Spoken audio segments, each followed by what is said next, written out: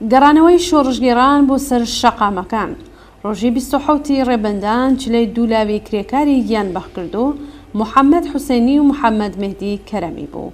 گروپێکی بەرچاو لە ڕێگای جۆرا و جۆرەوە وەکو بڵاوکردنەوە لە تۆڕەکۆمەڵایەتیەکان، نووسینی دیوار، بڵاوکردنەوەی بەرینی شەونامە و شتی لەو بابەتە بانگەوە زیان کردبوو تا لەم ڕۆژەدا بۆ ڕێزگرتن لەم دوو کرێکارە لاوە و مەحکومکردنی ئەعدامکرانی جنایەتکارانەیان لەلایەن کۆماری ئیسلامیەوە دەست بدەنە خۆپیشاندانی خیابانی.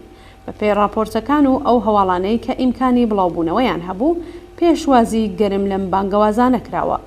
تێکۆشەران و شۆڕژگێڕان لەم ڕۆژەدا لە شارەکانی تاران، کەرەج، تەوریز، مەشهەد، یەزد، ڕەشت، کرمان، ئەهواز، ئیسفەهان، ئابادان، هورمزگان، عێراق، سنە، مەهاباد، کرماشان، جوانڕۆ، ئیزە، ئیلام، گورگان، ئامۆل، لاهیجان، بروجرد، خوڕەماوە و چەند شاری تر سەرەڕای حوزوری زۆری سەرکوتگەران لەسەر شەقامەکان خۆپیشاندانیان ئەنجامدا. دژ بە کۆماری ئیسلامی دروشمیان وتەوە و هەندێک جاریش لەگەڵ هێزەکانی کۆماری ئیسلامی تێکەڵچوون. لە تاران حوزوری ناڕازیان و شۆڕژگەڕان لە خۆپیشاندانەکاندا بەرچاو بوو. ئەوان لە تاران پارس، سەتارخان، مەیدانی ئینقلاب، چوارڕێیانی سەرسەوز، بولواری فێردۆز، بولواری ڕۆژهەڵاتی تاران و چەند ناوچەی دیکەی ئەو شارە لەسەر شەقامەکان دەستیاندایە خۆپیشاندان. راپۆرتەکانی شاهدێکی عینی لە حەوت حەوزی نارمەکەوە هەندێک خاڵی بەرچاوی تێدایە. ئەو نووسیوێتی خەڵک لە کاتژمێر 6ەوە لە شەقامی ئایەتدا کەمێکمانەوە و لە حەوت حەوز کۆبوونەوە. لەو مەسیرەدا بەرەوڕووی بەکرێ گیراوان بوون و لە پیادەڕە و شەقامی ئایەتدا درێژەیان بە خۆپیشانداندا. دروشمی زاڵی خەڵک لەم ڕێپێوانە ناڕزایەتیاندەدا مردن بۆ دیکتاتۆر بوو. دوای زیاتربوونی جەمعیە، دروشمی هەژاری، گەندەڵی، گرانی، دەڕۆم تا سەرنگونی، ئەمساڵ سوپا کوشتە ئەدار، مردن بۆ کولی نظام و زیندانی سیاسی دەبێ ئازاد بکرێت لە شەقامەکاندا دەنگی ئەدایەوە. لەو ماوەیەدا دەنگی چەند تەقەیەکی هەوایی بیستراوە. ئەم شاهیدە عینیە و وردبینی تایبەتمەندیەکانی ئەم خۆپیشاندانە بەم شێوەیە دەگەێڕێتەوە. خاڵی جێگای سنج لە کۆبوونەوەی ناڕزایەتی خەڵکی نارمەک حوزوری بەرچاوی گەورە ساڵان لە نێو جەماوەردا بوو. ئیتر کشان و کوڕانی لاو لەسەر شەقامەکان بە تەنیان نەبوون و میان ساڵان و تەنانەت بە ساڵاشوانیش لە پاڵیاندا دروشمیان داوە.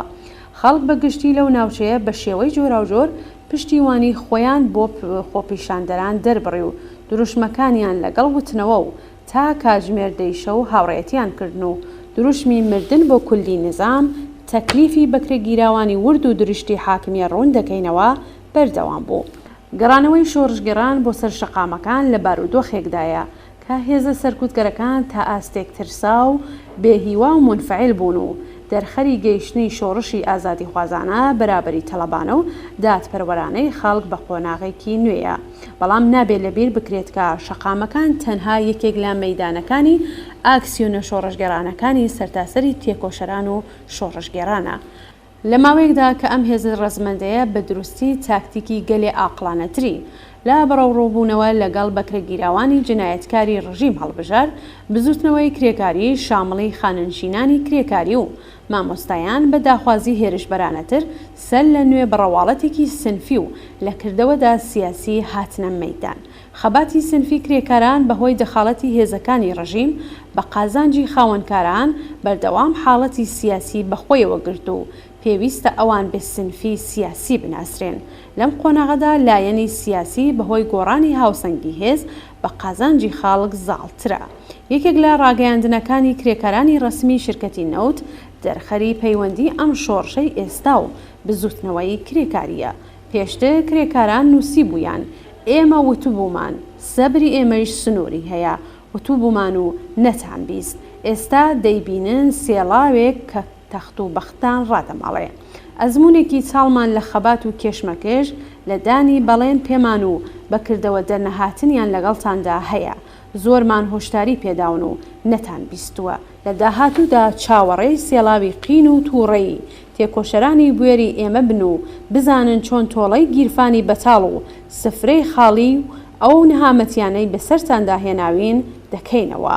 هەڵبەت شەقامەکان گرنگن و دەبێ بە بەهێزکردنی زیاتری هاوسەنگی هێز بە قازانجی خەڵک بە شێوەیەکی بەرین ئەوان فەتح بکرێن، بەڵام ئەوەی کە تەکلیفی شۆڕش بە قازانجی کرێکاران، ژنان، لاوان، تێکۆشەرانی دەستەبەرکردنی مافی چارەی خۆنووسین، پارێزەرانی ژینگە و بەگشتی خەڵکی زەحمەتکێش و ئازادیخواز یەکلایی دەکاتەوە مانگرتنی سەرتاسەری و ئیفلیچکەرەوەی کرێکاران بە تایبەت لە پیشەسازی نەوتدا دەبێت.